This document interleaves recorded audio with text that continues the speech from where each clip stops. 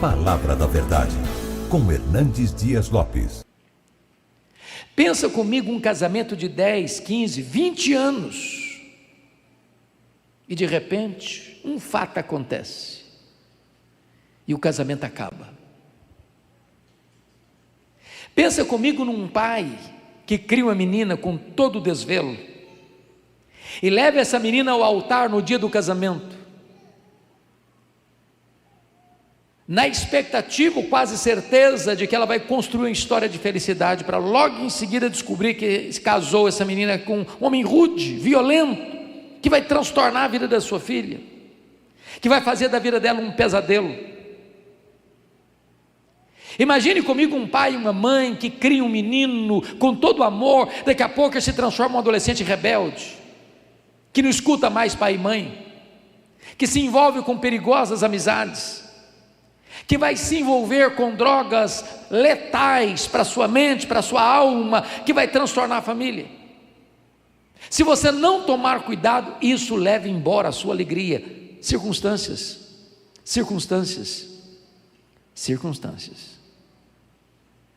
Quando Paulo diz assim: meus irmãos, eu quero que vocês saibam que as coisas que me aconteceram não roubaram a minha alegria, mas contribuíram para o progresso do Evangelho.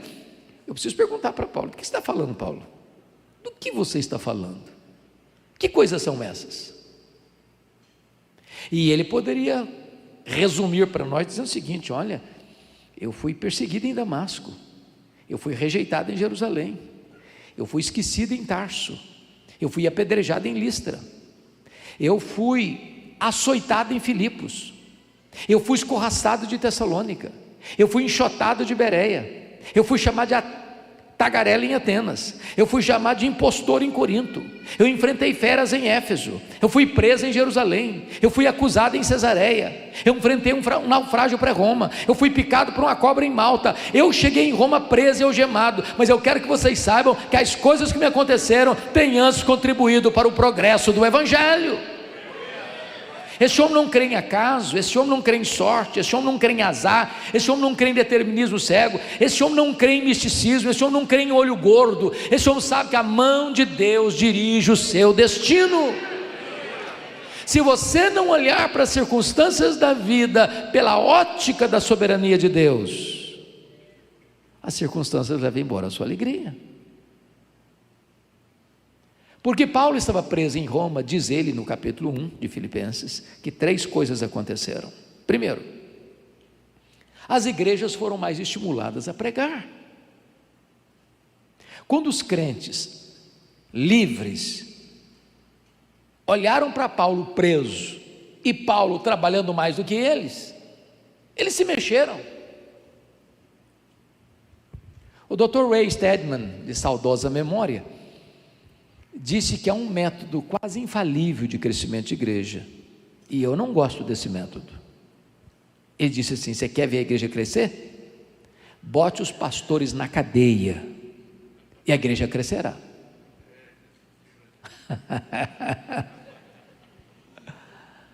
Porque Paulo estava preso, diz ele: toda a guarda pretoriana tomou conhecimento das minhas cadeias em Cristo. A pergunta é: o que era a guarda pretoriana? A guarda pretoriana era a guarda de elite do imperador romano. Eram 16 mil soldados da mais alta patente do império. Era gente que trafegava pelos corredores do palácio e tinha influência política no império. Se Paulo estivesse solto, ele jamais teria alcançado a alta classe militar do império de Roma, do Império Romano. Quis a providência carrancuda, mas com a face sorridente de Deus, que o maior evangelista da igreja fosse colocado lá dentro do palácio de Nero.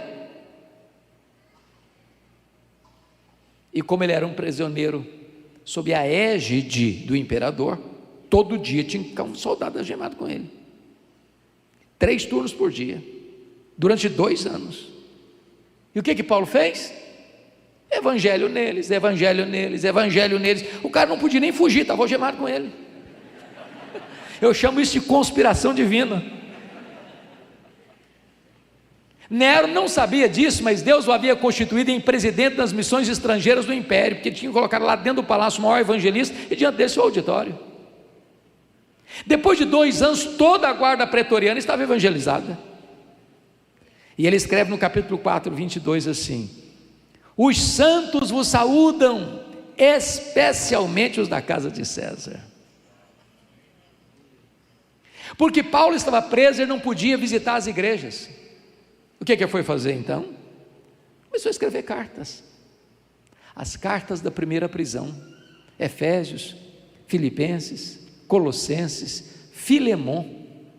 Se Paulo estivesse solto, talvez nós não teríamos essas joias preciosas na nossa Bíblia. Quando você pensa que a sua vida está de ponta cabeça, talvez nestas horas Deus está escrevendo o capítulo mais emocionante da sua vida. Você pode ter perdido o controle, Deus não. Paulo queria ir para Roma, era sonho dele ir para Roma. Ele escreveu a carta aos Romanos dizendo que era seu desejo ir para Roma, ser enviado de Roma para a Espanha, mas ele frustrou-se no seu plano pessoal, porque chega em Roma preso e algemado. Mas quis a providência de Deus, que essa providência carrancuda abrisse novas fronteiras para o reino de Deus. Você e eu cremos que Deus é soberano, que Ele está no trono, que Ele tem as rédeas da história em suas mãos, que nenhuma folha cai de uma árvore no outono sem que Deus permita e saiba. Entenda uma coisa: se você está passando uma luta, Deus não está longe, Deus não está indiferente, Deus está agindo, e agindo para o seu bem.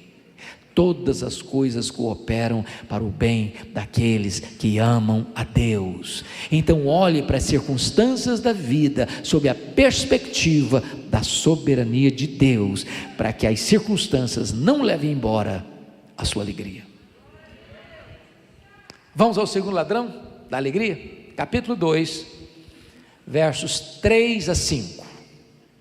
Paulo diz assim: nada façais por partidarismo ou vanglória, mas por humildade, considerando cada um os outros superiores a si mesmo. Não tenha em vista o que é propriamente seu, senão também cada qual que é dos outros. Tende em vós o mesmo sentimento que houve também em Cristo Jesus. O segundo ladrão da alegria são as pessoas. E eu tenho que admitir que as pessoas nos fazem sofrer mais do que coisas, que as pessoas nos fazem chorar mais do que as circunstâncias. Sabem por quê, irmãos? Porque as pessoas nos decepcionam, e nós decepcionamos as pessoas. Nós não somos uma pessoa perfeita, nós não viemos de uma família perfeita, nós não nos casamos com uma pessoa perfeita, nós não temos filhos perfeitos, nós não frequentamos uma igreja perfeita. Logo nós vamos ter queixas uns dos outros.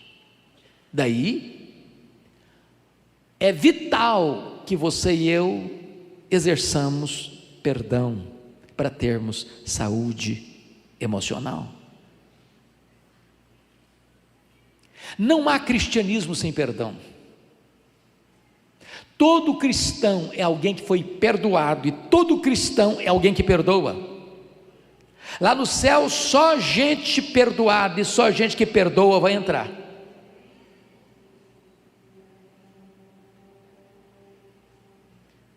Se você não perdoar, diz a Bíblia, você não pode orar. Se você não perdoar, você não pode adorar. Se você não perdoar, você não pode trazer sua oferta ao altar. Se você não perdoar, você não pode ser perdoado. Se você não perdoar, você é entregue aos verdugos da consciência, aos flageladores da alma, você não tem paz. Agora, perdoar não é fácil não. Ninguém perdoa porque uma pessoa amável, bem educada, bem formada. Não, perdão é obra da graça. Não é fácil. Pastor Telmo, talvez de muitas dores, das muitas dores que eu já senti, a mais profunda aconteceu no dia 2 de agosto de 1982.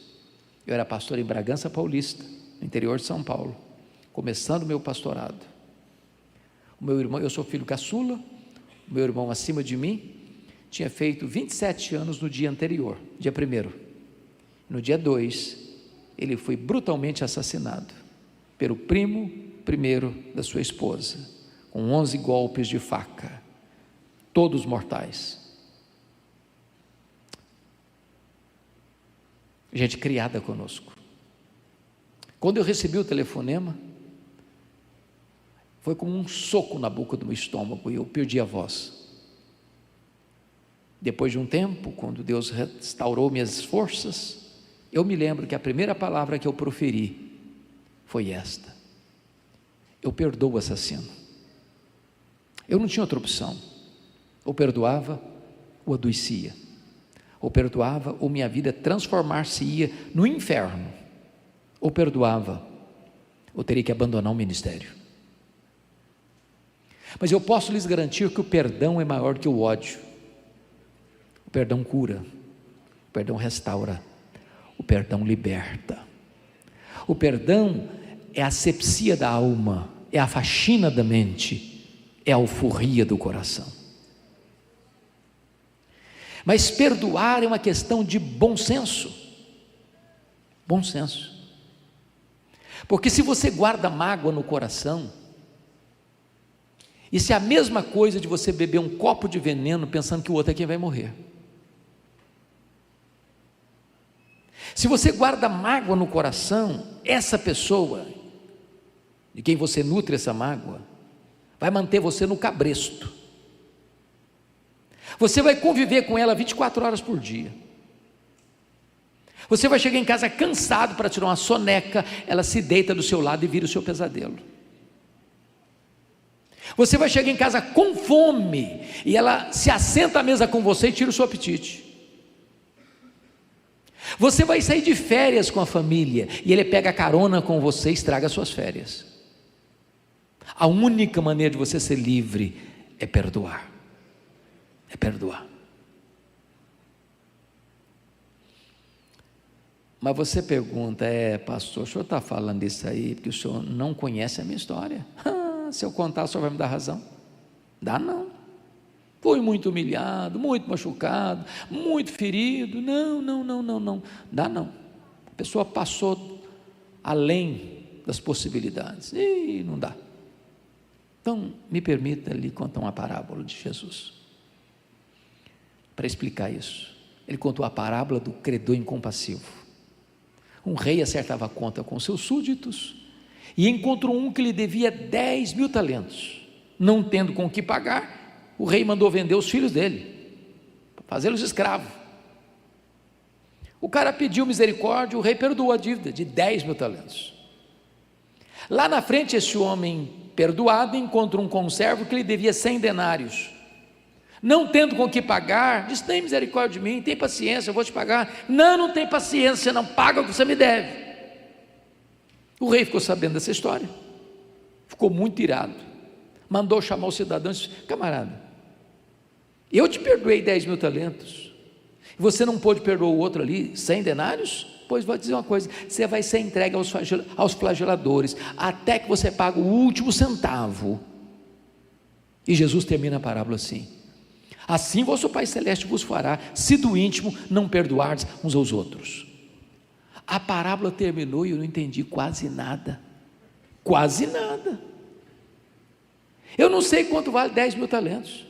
Eu também não sei quanto vale 100 denários. Essa moeda não é a minha. Eu não sei que negócio é esse. Na verdade, Jesus não contou uma parábola apenas, ele contou uma hipérbole, um exagero. Ninguém podia dever 10.000 talentos no primeiro século, ninguém. Israel não. Sabe o quanto vale 10.000 talentos? Um talento são 35 quilos de ouro. 10.000 talentos são 350 mil quilos de ouro. Para você ter uma ideia, todos os impostos da nação durante um ano, eram 800 talentos. 10 mil talentos eram os impostos da nação durante 13 anos.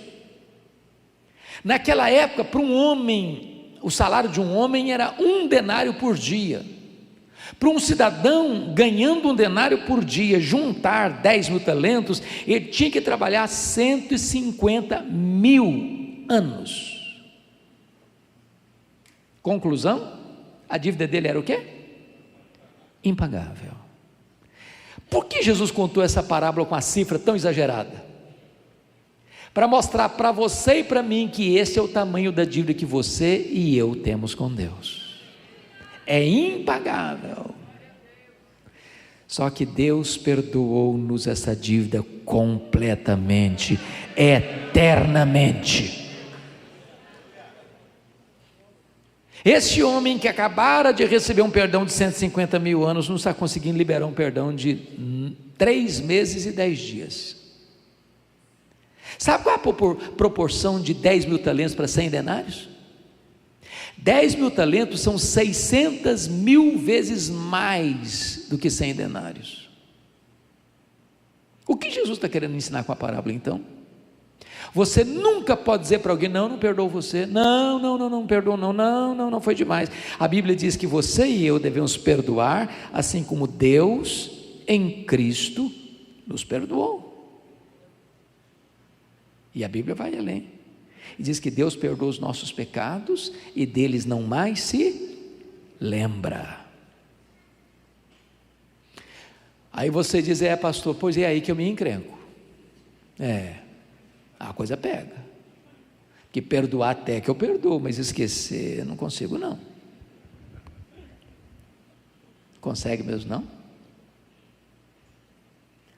Bom, se você não consegue esquecer mesmo, eu tenho uma boa notícia para lhe dar. Significa que você não tem amnésia.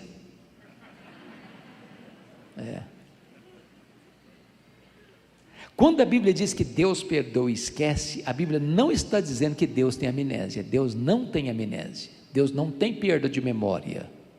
Deus é onisciente. Mas então o que a Bíblia quer dizer que Deus perdoa e esquece? A Bíblia quer dizer que Deus nunca mais joga no seu rosto um pecado que Ele já perdoou você, que Deus nunca mais cobra de você uma dívida que Ele já perdoou você. A Bíblia diz que assim como o Oriente se afasta do Ocidente, assim Ele afasta de nós as nossas transgressões. Ele joga para trás das suas costas o nosso pecado e desfaz o nosso pecado com uma névoa, e joga os nossos pecados nas profundezas do mar. E Corre Tembum, interpretando, diz: e Deus ainda bota uma placa ali: é proibido pescar aqui.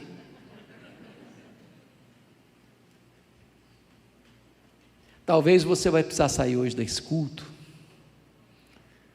e fazer um telefonema, mandar um WhatsApp. Quem sabe essa semana fazer uma visita e resolver essa pendência aí, viu? Guarda mágoa não, acerta as contas. A igreja de Filipos era uma igreja maravilhosa. Essa igreja era tão maravilhosa que Paulo diz que era a única igreja de todo o ministério dele que se associou com ele em dar e receber. Ajudou Paulo quando Paulo era pastor de Corinto. A igreja de Corinto era rica, mas era pão dura, não pagava o salário do pastor. Aí a igreja de Filipos, que era pobre, mandava dinheiro para Paulo ser pastor da igreja de Corinto. Ajudou os pobres da Judéia, acima e além das suas forças. Paulo estava preso em Roma, ela manda Epafrodito lá em Roma, leva uma grana para Paulo, uma ajuda financeira para Paulo. Portas para fora, a igreja era uma bênção.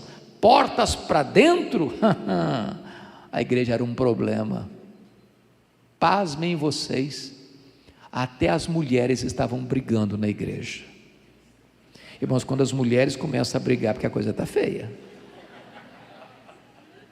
Capítulo 4, verso 2, Paulo diz assim: rogo a Evódia, rogo a Sinti, que pensem em concordimento no Senhor. As duas irmãs estavam brigadas, dentro da igreja. Tinha gente na igreja trabalhando desde que ele aparecesse. Vanglória. Tinha gente trabalhando desde que o grupinho dele aparecesse. Partidarismo. Tinha gente narcisista dentro da igreja, só pensava nele mesmo e não no que era dos outros. Eu acho que tinha gente dizendo para Paulo assim: ô Paulo, você que não está aqui, tem crente complicado nessa igreja, tem gente aqui que dá azia em copo de bicarbonato, não dá não.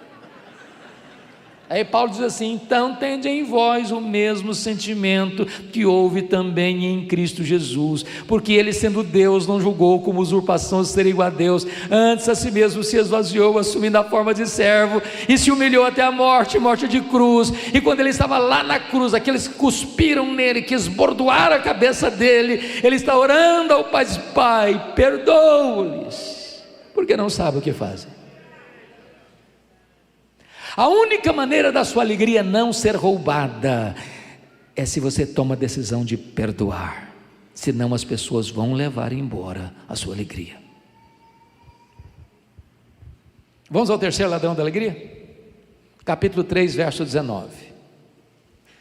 O destino deles é a perdição, o Deus deles é o ventre, a glória deles está na sua infâmia, visto que só se preocupam com as coisas terrenas.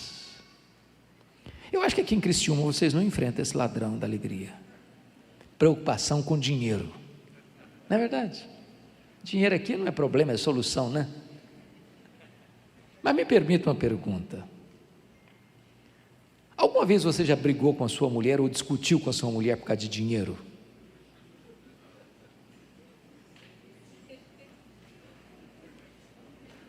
Alguma vez você já discutiu com seu marido por causa de dinheiro? Acho que vocês são crentes assim, 5 estrelas, não acontece isso, não é verdade? Porque se você falar para mim que nunca, eu vou duvidar da sua honestidade. As pessoas discutem por causa de dinheiro, porque tem dinheiro, porque não tem dinheiro, porque tem muito dinheiro, porque tem pouco dinheiro, sempre discutem. O dinheiro é o maior pomo de discórdia e discussão dentro das famílias hoje. Até porque dinheiro é mais do que uma moeda, dinheiro é uma entidade, dinheiro é um espírito, dinheiro é mamon. A única entidade que Jesus chamou de Senhor não foi César, não foi o diabo, não foi o mundo, foi dinheiro. Ninguém pode servir a 2 senhores, a Deus ou as riquezas. E as riquezas? Dinheiro é o ídolo mais adorado nessa geração. É o maior feitor de escravos dessa geração. Por causa de dinheiro as pessoas casam, as pessoas descasam, por causa de dinheiro as pessoas mentem, por causa de dinheiro as pessoas corrompem, por causa de dinheiro as pessoas são corrompidas, por causa de dinheiro as pessoas matam, por causa de dinheiro as pessoas morrem. O grande problema é que algumas pessoas só se preocupam com as coisas terrenas. Elas levantam de madrugada, elas vão dormir tarde, elas comem penosamente o pão que granjeiam, elas não têm tempo para Deus, elas não têm tempo para a família, elas não têm tempo para o cônjuge, elas não têm tempo para os filhos, elas não têm tempo para a igreja, elas não têm tempo para nada, porque só se preocupam com as coisas terrenas.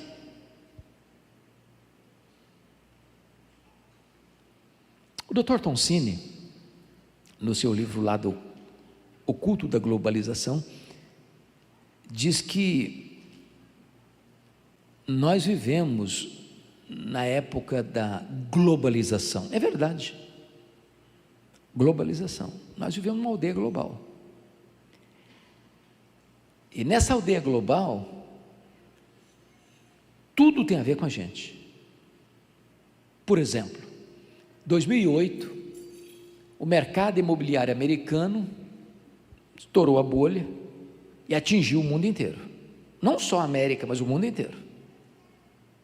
Por quê? Nós vivemos na economia global, e nessa economia global, diz Toncini, que mais de 50% da riqueza do planeta está nas mãos de pouco mais de 100 empresas particulares. Por exemplo, a Toyota é mais rica do que a África do Sul, a GM é mais rica do que a Noruega, o Walmart é mais rico do que mais de dezenas de nações. O grande problema é que nessa economia globalizada, as empresas querem mais do seu tempo e mais do seu dinheiro. Se você vai se arrebentar, isso não interessa para eles. O que importa é que essa máquina não pode parar de girar. E para essa máquina girar, você tem que consumir mais. E nós entramos de cabeça no consumismo. Eu explico. Na década de 50, alguns já tinham nascido aqui, nós consumíamos 5 vezes menos do que consumimos hoje. Não éramos menos felizes por isso. Eu não sirvo de referência porque eu fui criado na roça, pastor Telmo. E que me lembro, claro, eu só tive um brinquedo comprado em loja, um só, um carrinho de plástico.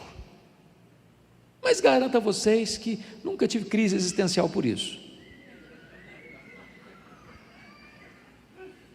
Hoje, quando a criança nasce, via de regra, ela já tem mais brinquedo que consegue brincar a vida inteira. Se dá um brinquedo para uma criança hoje, ela brinca longas 2 horas, encosta no canto, é sucata, que é outro. E se você não der, ela entra em crise emocional, tem que levar para o psicólogo. Na década de 70% das famílias dependiam apenas de uma renda para manter toda a família. Hoje, mais de 70% das famílias dependem de 2 rendas para manter o mesmo padrão. Ou seja, o luxo do ontem tornou-se necessidade do hoje. Eu tenho um amigo que tem 3 mulheres. Obviamente a esposa e as 2 filhas. Não pensem mal do meu amigo, por favor. Que é isso? Ele é gente boa. Num dia de casamento, elas disseram assim para ele: temos que comprar sapatos novos. É claro, mas quem duvida disso? Casamento é novo, top do bottom, não é isso? Mas antes de ir para a loja comprar, ele disse assim: vamos dar uma olhadinha no que nós já temos? Abriu um mega power armário, contou 151 pares de sapatos. Tinha que comprar mais. Como é que você chama isso? Consumismo. Então vou lhe dar uma definição de consumismo.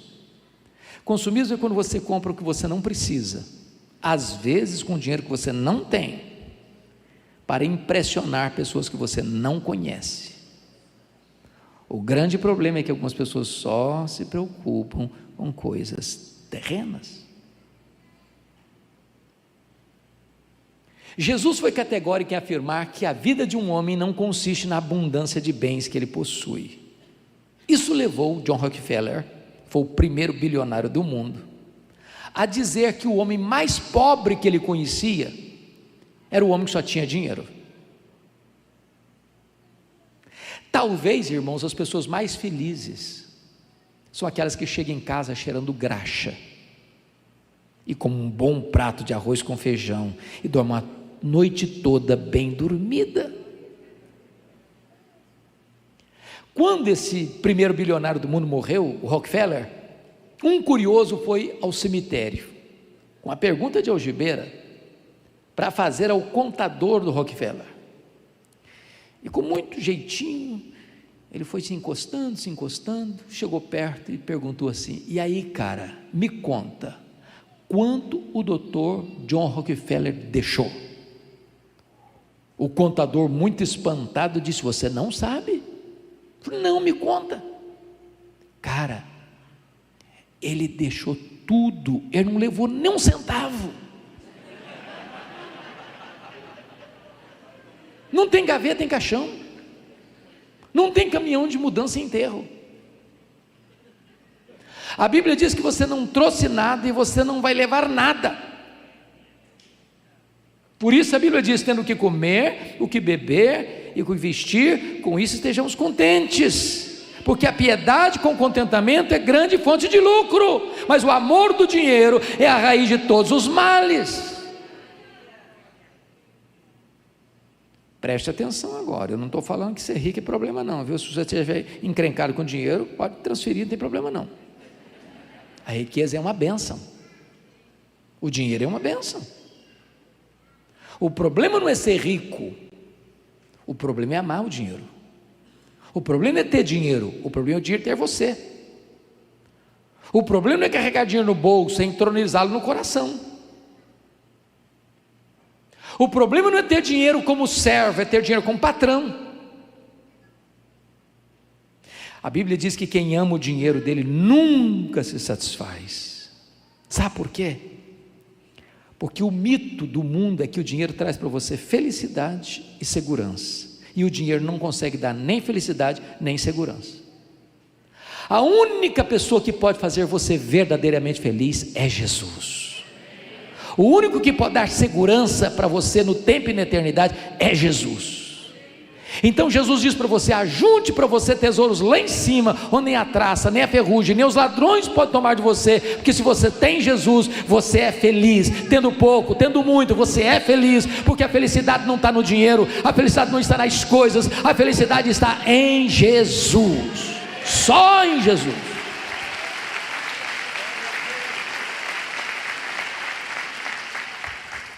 Mas vamos ao último ladrão da alegria, por favor, capítulo 4, versos 6 e 7. Paulo diz assim: não andeis ansiosos de coisa alguma, em tudo, porém, sejam conhecidas diante de Deus as vossas petições, pela oração e pela súplica, com ações de graças. E a paz de Deus, que excede todo entendimento, guardará o vosso coração e a vossa mente em Cristo Jesus. O quarto ladrão da alegria é a ansiedade. E me permita uma pergunta: você conhece alguma pessoa ansiosa? Conhece? Já viu alguma pessoa ansiosa hoje? Já? Tem certeza? Vocês se olharam no espelho antes de vir para cá? Será que é tipo de pessoa que fica roendo as unhas? O problema está vindo lá no Japão, você pensa que já está batendo na porta da sua casa? Ô gente, a ansiedade é o mal deste século. Atinge pessoas de todas as faixas etárias, de todos os estratos sociais e de todos os credos religiosos. Pasmem vocês, eu vou falar bem baixinho, porque tem criança aqui hoje, eu estou vendo algumas delas. Até as crianças estão ficando ansiosas.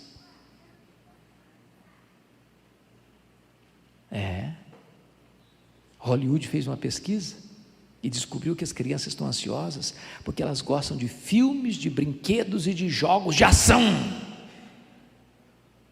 Se um dia você tiver coragem de assistir tudo dos programas infantis, eu lhe garanto que você não dorme de noite com a luz apagada. Eu gosto de brincar com as crianças, e um dia eu cheguei, tinha uma criança brincando assim no pátio, eu me aproximei e falei: filha, que vidona, hein? Ela voltou-se brava para mim: o senhor é que pensa. Coitadinha, estava estressada.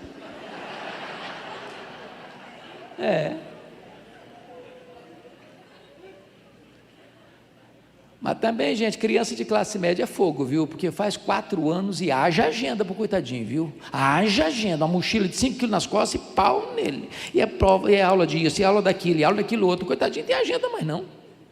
Dá para brincar mais não. Eu fui pregar, pastor, poucos dias lá em São Paulo. Aí tinha uma menina de 10, já não era criança, mas uma menina de 11 anos, 10 para 11 anos. Ela estava lá desenhando uns negócios assim. Eu cheguei e falei: ei, filha, como é que está? Eu estou muito estressada. Eu falei: como assim? Eu estou estressada, sim, senhor. Eu falei: não é possível. 10 anos estressada. Sabe o que significa a palavra ansiedade no grego? Significa estrangulamento. Apertar o pescoço, tira o oxigênio. Jesus foi claro em dizer o seguinte: a ansiedade é inútil, porque se você ficar muito ansioso mesmo, você não vai conseguir com isso acrescentar a sua história de vida. 45 centímetros, um côvado. Aliás, ele é prejudicial, porque você não melhora a sua capacidade de resolver os problemas possíveis de amanhã ficando ansioso hoje. Ao contrário, você perde as suas forças hoje. E mais, 70% dos assuntos que nos deixam ansiosos nunca vão acontecer. A gente sofre assim mesmo, desnecessariamente. Quando eu era seminarista, e faz tempo isso,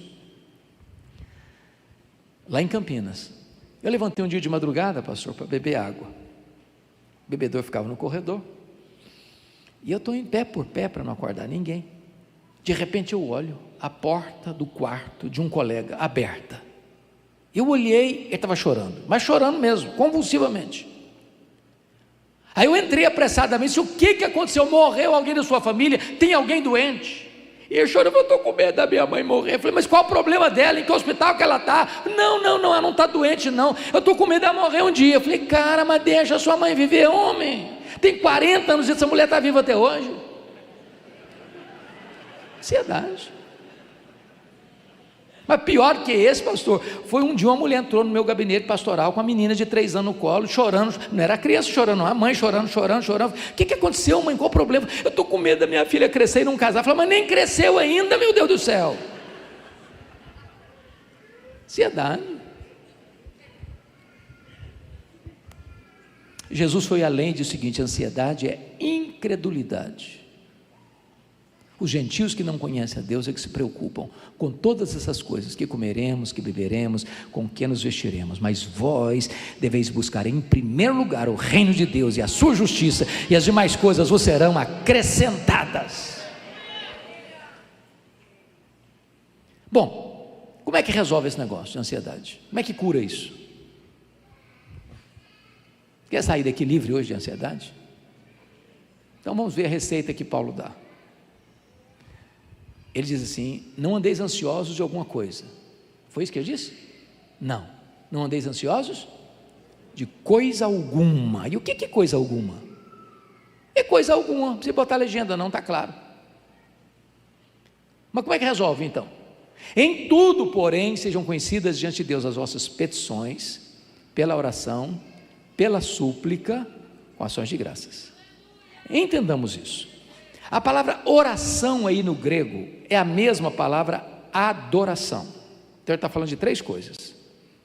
Você resolve a ansiedade quando você adora a Deus, quando você pede ou suplica, que é a mesma coisa, a Deus, e quando você dá graças a Deus. Agora, você sabia qual é a diferença entre adorar a Deus e dar graças a Deus? Você adora a Deus por quem Deus é, e você dá graças a Deus pelo que Deus faz. Então eu vou fazer uma oração agora de adoração, porque é o que Paulo mandou fazer para curar a ansiedade. E eu chego para Deus e digo assim: meu Deus, eu quero te adorar, porque tu és o meu Deus, o meu Criador, o meu Redentor, o meu provedor, o meu Consolador, o meu protetor. Eu quero te adorar porque tu és o único Deus vivo e verdadeiro, o Deus autoexistente, o Deus infinito, o Deus imenso, o Deus eterno, o Deus imutável, o Deus onipotente, o Deus onipresente, o Deus onisciente, o Deus transcendente, o Deus soberano. Eu quero te adorar porque tu és o Deus fiel, justo e verdadeiro, bom e misericordioso. Eu quero te adorar porque tu és a minha paz, a minha alegria, a minha justiça, a minha recompensa. Eu quero te adorar porque tu és o meu pastor, o meu refúgio, a razão da minha vida, em nome de Jesus, amém. Aí você termina essa oração e diz assim: meu Deus, mas eu estou tão ansioso, Senhor. Não combina mais. Não combina mais. Ou você tira a oração, ou tira a ansiedade. A grande questão, irmãos, é quem é o seu Deus. Quão grande é o seu Deus. Quão poderoso é o seu Deus. Quão magnífico é o seu Deus. Quão digno de glória o seu Deus. O profeta Isaías diz que o seu Deus é aquele que mede as águas na concha da sua mão, é aquele que pesa o pó das montanhas em balança de precisão, é aquele que mede os céus a palmos, é aquele que espalha as estrelas no firmamento, e por ser forte em força e grande em poder, quando a chama pelo nome, nenhuma só delas vem a faltar. O seu Deus é aquele que olha para as grandes e todas as nações da terra e considera todas elas como um pingo que cai num balde, como um pó numa balança de precisão, como um vácuo, como nada, como menos do que nada. Este é o seu Deus, este é o seu Pai, e Ele está dizendo para você: não andeis ansiosos de coisa alguma.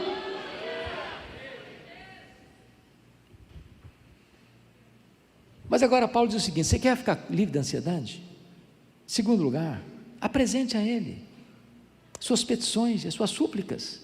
Ele é seu Pai, Ele ama você, Ele se importa com você, Ele não está longe de você, Ele é compassivo,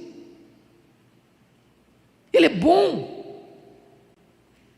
Eu estou encantado, pastor, que agora eu estou, nesse período agora, escrevendo um comentário expositivo de Salmos. Coisas tão lindas brotando. Você tem salmos de louvor, você tem salmos de penitência, você tem salmos de lamento, você tem salmos messiânicos, você tem salmos históricos, e tem mais salmos de lamento do que de louvor. Deus não fica chateado com você se você falar para ele: Deus, está doendo, até quando, Senhor? Não te importas, meu Deus. Ele sabe a sua dor, Ele conhece as suas lágrimas, Ele sente o pulsar da sua alma. Então chega para Ele e diz: Pai, está aqui o teu filho, eu estou pedindo, eu estou buscando, eu estou batendo, oh meu Deus, olha para mim, oh Senhor, até quando, Senhor? Volta o teu rosto para mim, tem misericórdia de mim, volta o teu rosto para mim, tem misericórdia de mim. Você pode falar com Ele, você pode apresentar as suas queixas a Ele, você pode apresentar a sua dor para Ele, você pode apresentar a sua necessidade para Ele. Ele é seu Pai. Se você que é pai como eu e somos maus, sabemos dar boas dádivas aos nossos filhos, quanto mais o nosso Pai Celeste dará o Espírito Santo àqueles que o buscam. Peça a Ele, e Ele vai atender você. Nada tendes, porque nada pedis. Mas Paulo disse: você quer ficar livre da ansiedade mesmo? Então também comece a dar graças a Deus. Comece a dar graças a Deus. A gratidão cura, irmãos. A gratidão traz à sua memória a bondade de Deus. A terra está cheia da bondade de Deus. Mas nessa pandemia tem escutado e tem visto muitos crentes murmurando.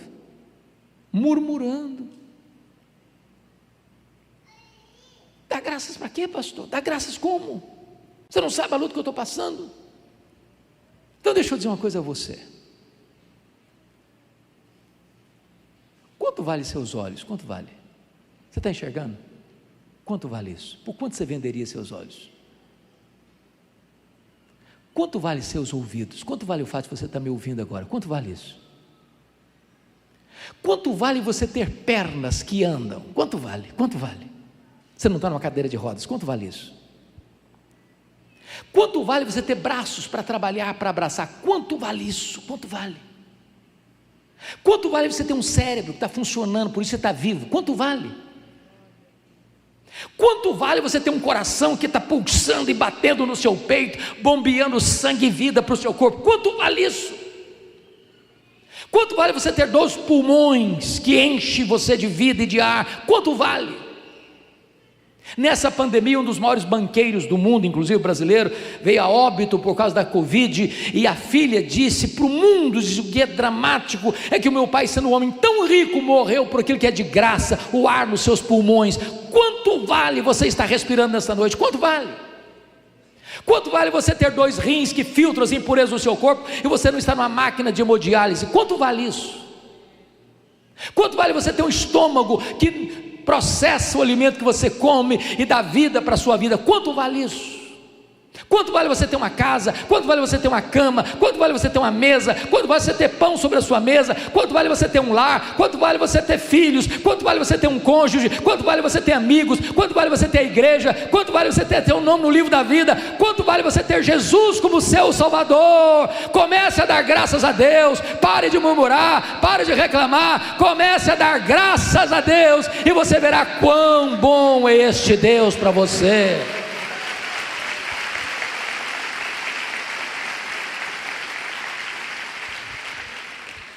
E Paulo diz que depois disto, a ansiedade tem que ir embora. Sabe por quê? Porque a paz de Deus, que excede todo o entendimento, guardará o vosso coração e a vossa mente em Cristo Jesus. A ansiedade é um pensamento errado e um sentimento errado. Quando você adora quando você pede, quando você dá graças, a paz de Deus que excede todo entendimento guardará, e a palavra guardará é montar guarda, montar sentinela ao redor da sua cabeça e do seu coração. Quando a ansiedade quiser entrar, não vai conseguir mais, porque tem uma soldadesca divina ao redor da sua cabeça e do seu coração. É por isso que Paulo podia dizer de dentro de uma cadeia: alegrai-vos sempre no Senhor. Outra vez digo, alegrai-vos. Então, eu quero terminar. E eu quero terminar pedindo permissão a vocês para lhes fazer uma pergunta. Na verdade, uma pergunta pessoal. E eu sei que vocês não gostam de perguntas pessoais. Aliás, nós não gostamos de perguntas pessoais, porque toda pergunta pessoal invade a nossa privacidade e nos põe contra a parede. E nós não gostamos que ninguém invada a nossa vida sem pedir licença. Mas a pergunta que eu vou lhe fazer é bem íntima, como se nós tivéssemos uma conversa particular.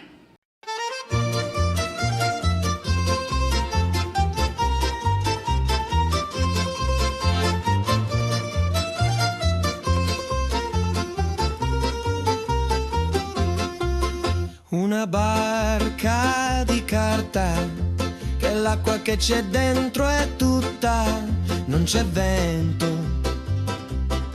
non c'è vento, si muove per un niente, per uno spostamento d'aria. Il vecchio Paolo ci prendeva in giro, mi cantava che lui la guerra la fa tutti i giorni e mai nessuno gliela dichiara.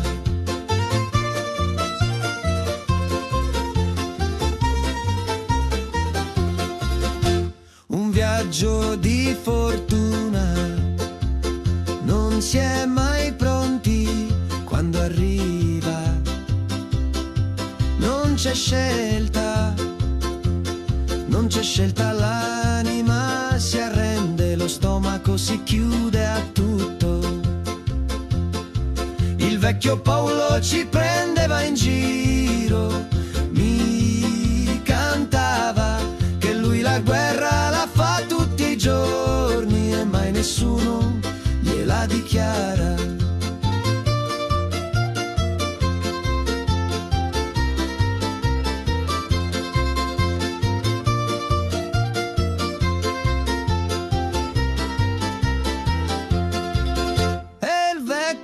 Paolo nella sua camicia buona l'hanno seppellito con un foglio in tasca e un segno sulla faccia.